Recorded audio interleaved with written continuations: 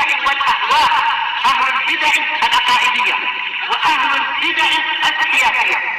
نقول بيننا وبينكم السلف، بيننا وبينكم الكتب، كان فيقول البدع بيننا وبينكم. Bismillahirrahmanirrahim. Alhamdulillah. Wassalatu wassalamu ala Rasulillah wa ala alihi wa sahbihi wa ba'd. Kita meneruskan bacaan kitab Bulughul Maram yang ditulis oleh Al-Hafidz Ibnu Hajar Al-Asqalani rahimahullah taala, masih di Kitabul Buyu', kitab tentang buyuk jual beli. Sebutkan pada pertemuan-pertemuan terlewat di dalam pembahasan as-syarikah wal wikalah, disyariatkan syarikat, ini usaha yang dilakukan oleh beberapa orang, perserikatan, wal wikalah, perwakilan. Demikian juga sebelumnya tentang hawalah wa dhaman, ya, tentang menanggung sesuatu yang hilang dan semisalnya. Berikutnya bab yang beliau sebutkan di sini, babul iqrar. Bab al-iqrar. Iqrar itu mengakui atau menetapkan. Subhanallah menajar di sini fihi alladhi qablahu wa ma asbahu. Di dalam bab ini apa yang sebelumnya dari hadis-hadis dan apa yang semisalnya. Ini seakan-akan isyarat bahwa hadis-hadis yang telah lewat itu berkaitan dengan bab ini, bab al-iqrar. Dan iqrar itu dari aqara yuqirru, menetapkan. Al-i'tiraful insan. I'tiraful insan, mengakui seseorang. Iqrar itu mengakui seseorang. Bima alaihi, apa yang atasnya, yang dia menjadi tanggungan padanya, min huquqi maliyah, dari hak harta, mengakui bahwa dia hutang, au badaniyah, atau badan dia umpamanya, au ghairu dzalik, atau yang semisalnya, mengaku bahwa dia mabuk, mengaku kalau dia itu membunuh, mengaku atau dia itu berzina.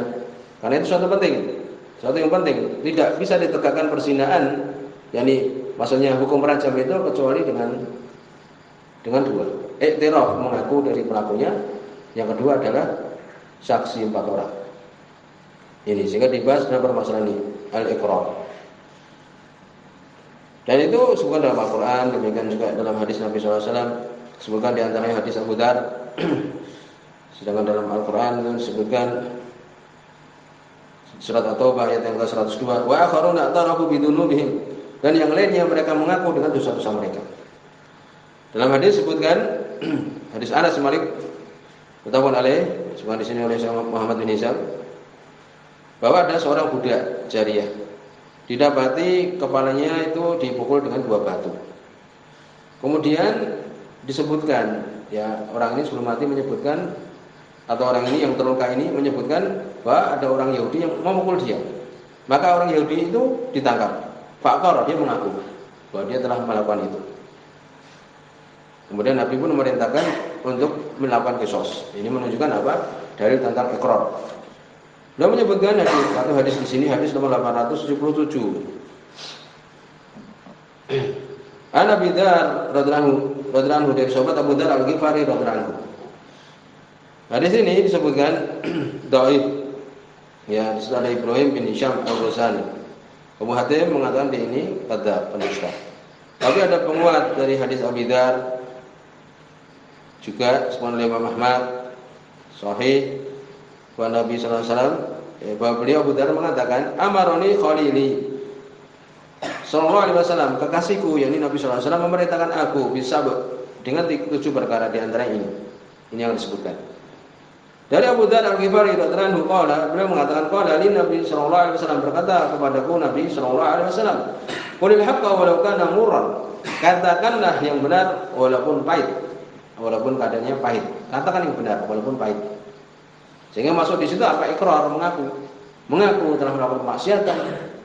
Ya, ada di situ perempuan Gomidiyah, perempuan yang itu berzina, mengaku kepada Nabi sallallahu alaihi wasallam, abiki junun, apa kamu gila? Dia mengatakan tidak.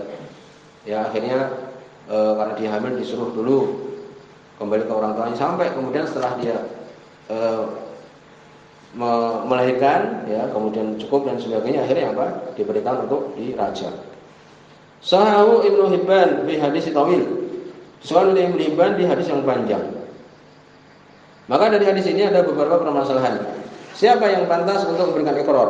Disebutkan, ya bisa ditulis, yang pantas adalah la yasul iqrar illa min aqil. Tidak sah pengakuan itu kecuali orang yang berakal, dari orang yang berakal.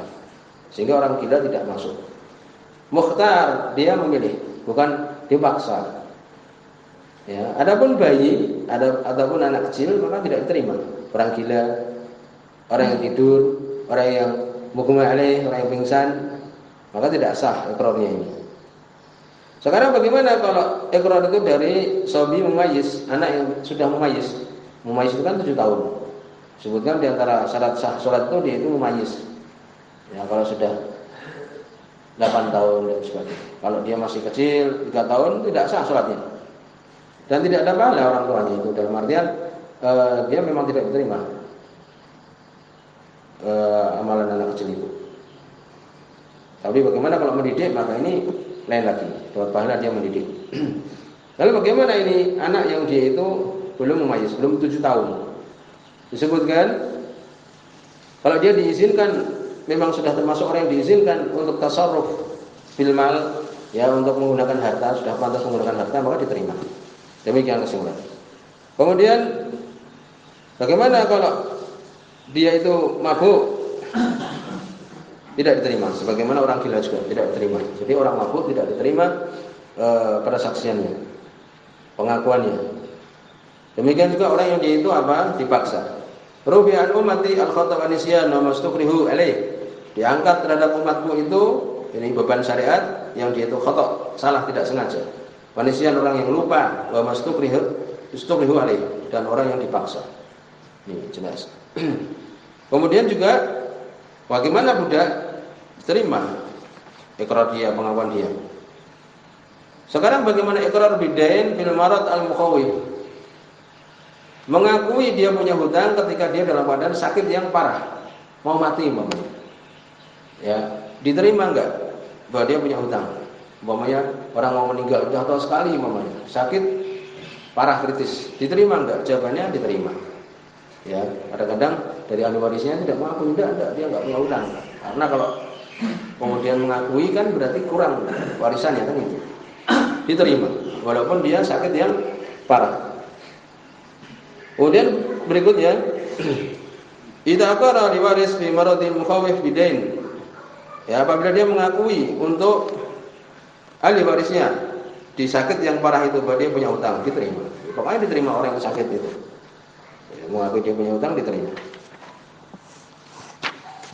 Kemudian disebutkan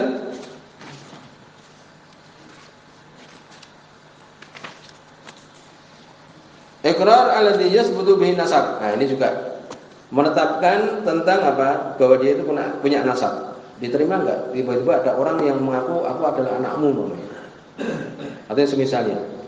Ya, disebutkan bahwa iqrar itu diterima selama memenuhi syarat. Ya, surut iqrar bin nasab. Syarat seseorang itu mengaku sebagai nasab orang lain umpamanya. Ya, mengaku tiba-tiba sebagai anaknya semisalnya, karena ini berkaitan dengan masalah warisan dan semisalnya. Disebutkan ya, iqrar bin nasab, menetapkan dia mempunyai nasab fulan umpamanya.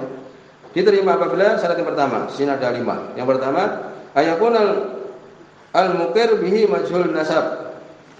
Keadaan orang yang mengaku itu tidak diketahui nasabnya. Syaratnya itu. Kalau sudah jelas bahwa dia itu Abdullah bin Muhammad, jelas, jadi tidak terima. Ini untuk orang-orang yang tidak jelas. Ini siapa anak siapa ini? Demikian, belum jelas. Kalau sudah jelas tidak boleh mengaku kepada orang lain, bahkan termasuk dosa besar. Yang kedua adalah alla yunasi bihi munasi, tidak ada yang mengingkari. Ya. Jadi harus tidak ada yang mengingkari. Kalau ada yang mengingkari ditunjukkan buktinya yang mengingkari itu. Kalau yang menang yang mengingkari maka tidak nasabnya. Jadi tidak ada yang menentang. Yang ketiga, ayyumkinu sidq fi ma aqara bihi. Ya, mungkin untuk jujur orang ini. Ada kemungkinan jujur. Kalau orang gila kan tidak mungkin untuk jujur. Kemudian yang keempat, ayakun al-muqir bihi mimman la qal lahu qal majnun. Orang yang mengaku ini bukan orang gila atau anak kecil, ya. Demikian, atau orang mabuk dan semisal. Yang kelima, ayakun al-muqir jami'ul warasat. fala yasbut nasab idza nafahu ba'dhum. Hendaknya semua ahli warisnya itu apa? Mengakui, menetapkan. Kalau ada yang mengingkari tidak diterima. Itu. Selesai pembahasan masalah iqrar. Berikutnya bab yang disebutkan oleh Ibnu Hajar berikutnya babul ariyah. Al-ariyah itu adalah pinjaman. Sebutkan al-ariyah ibahatun naf'ainu tabqa ba'da istifaiha. Memperbolehkan menggunakan manfaat terhadap suatu benda ya yang masih utuh ketika sudah digunakan. Meminjam motor, ya nanti contohkan seperti meminjam ember, meminjam panci, nah seperti itu. Maka kan harus dikembalikan sebagaimana adanya. Tsumma yarudduha ala malikiha, kemudian mengembalikan kepada pemiliknya, yaitu pinjaman, meminjam ember, meminjam pisau, ya. Atau mungkin meminjam motor mamanya, demikian. Ini ariyah.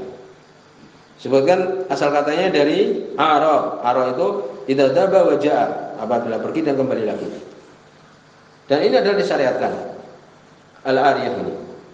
Sebutkan di antaranya adalah di surat Al-Maun ayat yang ke-7. Wa yamna'un al-ma'un.